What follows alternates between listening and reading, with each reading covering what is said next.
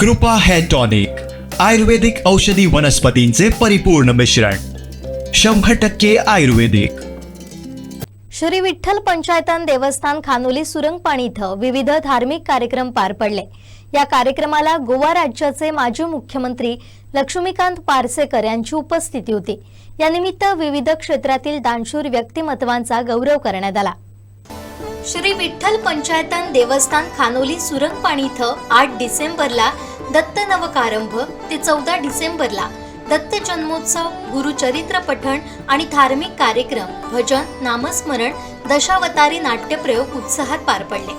तसेच 15 डिसेंबरला श्री दत्त महाराज पाद्यपूजा, सौ आणि श्री शंकर पार्सेकर यांच्या हस्ते सत्य दत्त पूजा, यानंतर आरती, तीर्थप्रसाद, पालखी प्रदक्षिणा, महाप्रसाद आदी कार्यक्रम झाले. तर सायंकाळी आयोजित करण्यात आलेल्या श्री विठ्ठल पंचायतनातील मंदिराचं नूतनीकरण, मंदिरास दिलेली जमीन, देणगीदारांचा सत्कार गोव्याचे माजी मुख्यमंत्री लक्ष्मीकांत पार्सेकर यांच्या हस्ते झाले. यावेळी व्यासपीठावर श्री विठ्ठल पंचायतनचे परमपूज्य दादा पंडित महाराज, वायंगणी सरपंच अविद उतोंडकर, राष्ट्रवादी शरद पवार पक्षाच्या कोकण विभागाच्या अध्यक्षा अर्चना घारेपरब, कोकण 7 लाईव्हच्या संपादक देवयानी वरसकर आदी उपस्थित होते. या कार्यक्रमात या देवस्थानला जमीन देणाऱ्या जमीन मालक शंकर मसूरकर, या देवस्थानकडे जाणाऱ्या रस्त्यावर स्ट्रीट लाईटची व्यवस्था केल्याबद्दल ग्रामपंचायत वायंगणी सरपंच अविद उतोंडकर, दानशूर व्यक्ती राजाराम गावडे, विश्वजित मिटबावकर मुंबई, उल्हास भोगटे कुडाळ, दिलीप मालवणकर वेंगुर्ला, दिगंबर नाईक वेंगुर्ला, वायंगणी उपसरपंच रवींद्र धोंड, ग्रामपंचायत सदस्य राखी धोंड, विद्या गोवेकर, अनंत मटकर, मंदिर कामकाजाच्या नूतनीकरणासाठी हातभार लावणारे शिवलाल सैनी, मंदिर परिसर स्वच्छता करणारे विनायक गावडे, या देवस्थानात गेली 4 वर्ष अविरत कार्यरत असलेले राघोबा हंजणकर, दादा हळदणकर, श्रीकांत चिंदवणकर, गेली 25 वर्ष या देवस्थानचे इतर कामकाज पाहणाऱ्या मनीष कुबल यांचा सत्कार करण्यात आला. गेली अनेक वर्ष या स्तरामध्ये अनेक विविध कार्यक्रम दादा महाराजांच्या माध्यमातून होत आहेत. अनेक कार्यक्रम करत असताना त्यांचं नियोजन जे आहे ते एकदम एक अचूक नियोजन असतं. ज्याच्या जबाबदारी देतात ते कामे ते पूर्ण आणतात. त्या स्तरामध्ये अनेक धार्मिक कार्यक्रम होत असतात आणि या कार्यक्रमाच्या ज्या स्तराला भाग्य रूप प्राप्त झालेले आहे.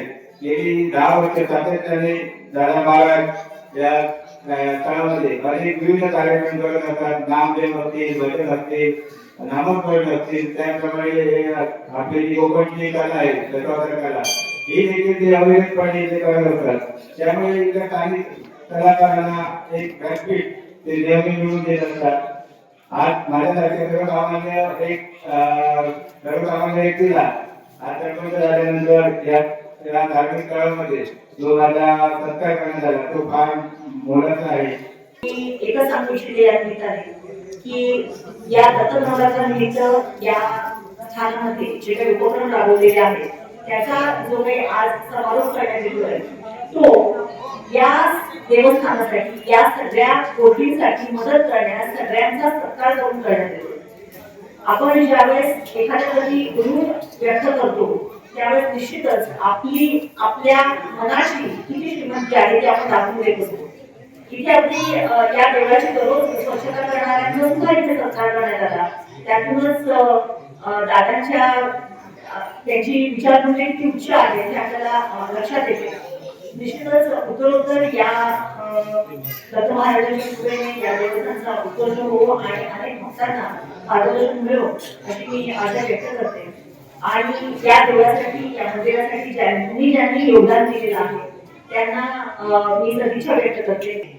दादांनी त्या सन्मान चिन्हामध्ये म्हटलेलं आहे की दिवसाची सुरुवात ही प्रेमाने करा आणि हे त्यांनी दाखवून दिलंय की प्रेम ईश्वरावर कसं करावं आणि त्याच्यासाठी त्यांनी आज ही दत्ताचे इथे मोठं मंदिर बांधलेलं आहे आणि ते सर्व भक्त येण्यासाठी ते खुलं आहे. सगळेजण येतात. दिवसाची सुरुवात आणि अतिशय पुढचे सगळे दिवस चांगल्या जाण्यासाठी आपण या दत्त मंदिरामध्ये उपासना करावी आणि त्यांच्या मार्गदर्शनाखाली अतिशय चांगलं एक आध्यात्मिक वातावरण या पूर्ण भागामध्ये, संपूर्ण सिंधुदुर्गामध्ये झालेलं आहे. त्याबद्दल मी मनापासून एक शब्द म्हणून त्यांची मनापासून आभार व्यक्त करते. मी पाहिले की त्यांनी अतिशय चांगलं कार्य गेले कित्येक वर्षामध्ये केलेलं आहे. या भागामध्ये अनेक मुलं घडवली आहेत आणि आध्यात्मिक कोकणचा वारसा त्यांनी पुढे चालू ठेवलाय आणि हे खूप मोठी कौतुकाची गोष्ट आहे. त्यांचं कौतुक करण्याला आम्ही मोठे नाही आहोत, पण त्यांच्या मार्गदर्शनाखाली नक्की पुढच्या काळात जे काही फुलहाराची पाकळी जे काही असेल ती नक्की मदत आम्हीही करू असा विश्वास या ठिकाणी व्यक्त करते.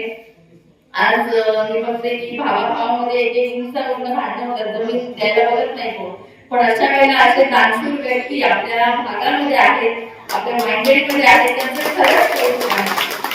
आणि जे मोठीकडे आहेत त्यांचं मी म्हणजे त्यांचं आदर्श घेण्यासारखं आहे की एखाद्या चांगल्या गोष्टीसाठी एकत्र येऊन निस्वार्थीपणे जमीन देणं ही खूप मोठी गोष्ट आहे. आणि तसंच त्यांच्याबरोबर बाकी बऱ्याच जणांची सत्कार झाले. आज ते नाटक होणार आहे, एकही काही मोबदला न घेता नेपथ्य होणार आहे किंवा आज साफसफाई असेल, हे सगळे कार्यक्रम खरंच कौतुकास्पद आहे. आणि आजच्या या सुंदर कार्यक्रमाला आज येता आलं हे आमचं भाग्य आहे. त्याबद्दल मी पुन्हा एकदा आभार व्यक्त करते. तसंच पुढच्या काळात असे हे आध्यात्मिक असेल पण आपला हा भाग अत्यंत दुर्लक्षित राहिलेला आहे. अनेक गोष्टींपासून वंचित राहिलेला आहे. मुलांचं शिक्षण असेल, बऱ्याच गोष्टी आहेत. आज इथे मच्छीमार समाज आहे मोठ्या प्रमाणात, इथे पर्यटक येऊ शकतात पण आज येणं होत नाहीये. आज मंगळूरसारखा समुद्र आहे, आमच्या मुलांना रोजगार नाहीये. आज हे बोलण्याचं व्यासपीठ नाही, पण आज मला बोलावं असं वाटतं का तर आज हे करताना कुठेतरी आपण सगळ्यांनी याच्यात पण एकत्र आलं पाहिजे. विकासासाठी आपण सर्वांनी एकत्र आलो तर नक्कीच आपल्या मुलांचं भविष्य हे उज्ज्वल असेल असं मला वाटतं. या गावात पहिल्यांदाच येण्याचा योग आहे. खूप छान गाव आहे, निसर्गरम्य गाव आहे. या गावात जनसामान्यांच्या मदतीनं आणि दादांच्या दृष्टिकोनातून इथं गेल्या अवघ्या 20-25 वर्षात एक शानदार धार्मिक संकुल बनलंय. इथं विविध देवालय तयार झाले आणि साऱ्या जनतेचं श्रद्धास्थान बनतंय. ही खूप गौरवाची गोष्ट आहे. आज ज्यांचे गौरव झाले म्हणजे ज्यांनी जमीन दान केली त्याच्या मी रोज कामात विचारलं किती जमीन केली तर ते म्हणाले 6 गुंठे. 6 असं म्हणाले. 6 गुंठे आमच्या इकडे 6 मीटर क्लेश 1 मीटर साठी खूप केंद्र आहे.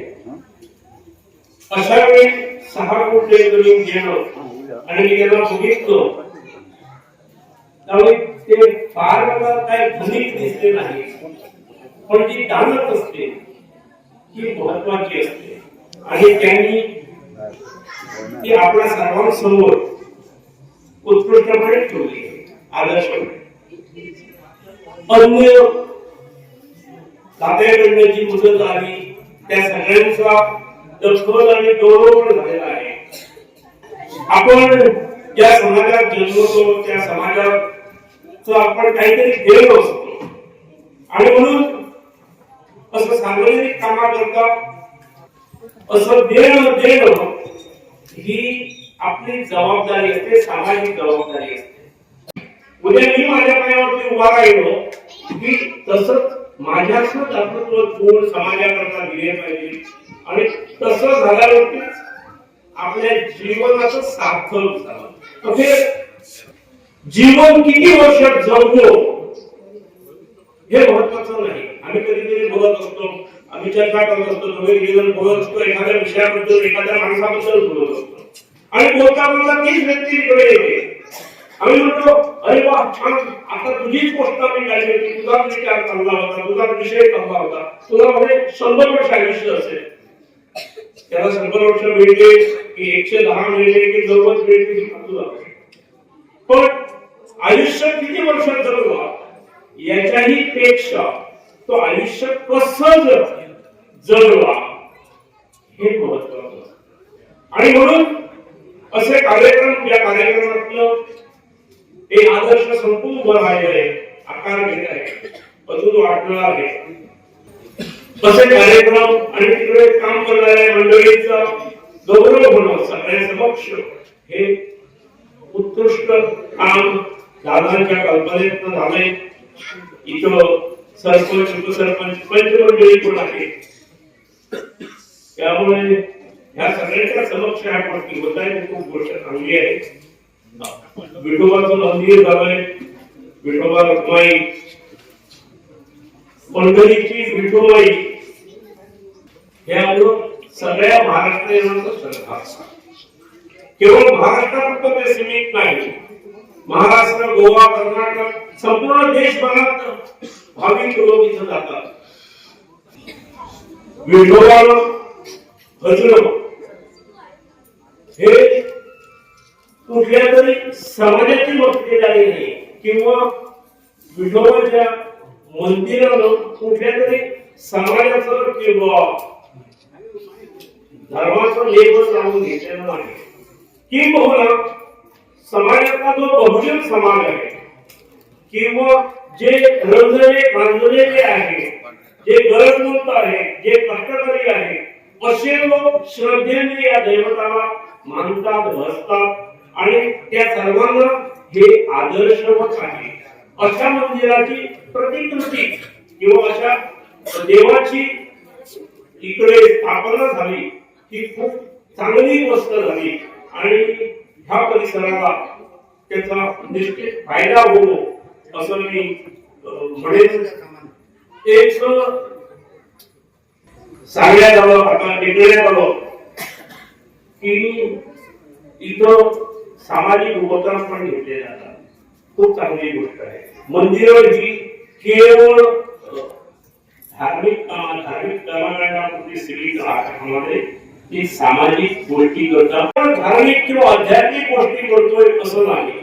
तर ह्या धार्मिक आणि आध्यात्मिक गोष्टींसोबत आम्ही वैज्ञानिक दृष्ट्या आवश्यक असलेली गोष्ट आम्ही करत असतो. आणि म्हणून विठ्ठलाचं स्मरण करणं म्हणजे केवळ टाळ फुटणं, मृदंग वाजवणं असं नाही, तर त्याच्याही पलीकडे अध्यात्मासोबत विज्ञान असा विठ्ठलाच्या भक्तीतनं आपल्याला मिळणारा फायदा असतो. आणि म्हणून या मंदिराच्या नूतनीकरण आणि एक्सपान्शनच्या काळात मला इथं बोलावलं, मी माझं भाग्य समजतो. हे केंद्र हे आध्यात्मिक केंद्र तर व्हावंच, पण आध्यात्मिक केंद्राबरोबर एक आदर्श समाज केंद्र सुद्धा हे मंदिर व्हावं अशी अपेक्षा मी करतो. दादाचरणी दादाने ही गोष्ट या चालवलेली आहे. दादांकडे माझी परिचय केले. मी कार्यक्रमाला याच्याबद्दल एक 5-10 मिनिटाचा आहे, त्याच्याबद्दल नाही, पण माझं एक 10 मिनिटं 10-15 मिनिटं बोलल्यानंतर काय हा सामान्य माणूस नाही, त्याच्याकडे काहीतरी वेगळं आहे हे लक्षात येतं. आणि म्हणून त्यांच्याकडनं खूप अपेक्षा आहे. मला खात्री आहे त्यांच्याकडनं या क्षेत्राचा चांगला विकास उत्कृष्टपणे होईल याच्यात मला दुमत वाटत नाही. आपण सर्वांनी त्या पद्धतीने आतापर्यंत या कार्यात आपला खालीचा वाटा उचललाय तो चालू ठेवावा. आपण सर्वांना ह्या उत्सवानंतर आजच्या कदाचित हा शेवटचा कार्यक्रम असेल, या शेवटच्या समारोपाच्या कार्यक्रमाला आपण सर्वांसोबत माझे विचार एक 4 शब्द ऐकायला ठेवायला आपल्यासमोर संधी मिळाली. त्यामुळे मी माझं भाग्य समजतो. आणि याच्यानंतर आमच्या गावचे नाटक मंडळी जे आहे ते म्हणजे आम्हाला नाटकाला बोलावलंय, हा येऊन आमचा वेळ सापडे असं होऊ नये. त्यामुळे मी थोडा लांबलेला कार्यक्रम आहे, सुद्धा पाहायला उशीर झाली. मी सगळ्यांची थोडासा दिलगिरी व्यक्त. आमचे दिवसभरातले सर्व अपडेट्स, ताज्या घडामोडी आणि थेट लाईव्ह पाहण्यासाठी सबस्क्राईब करा, लाईक करा कोकणचं नंबर 1 महा चॅनल कोकण 7 लाईव्हचं YouTube चॅनल.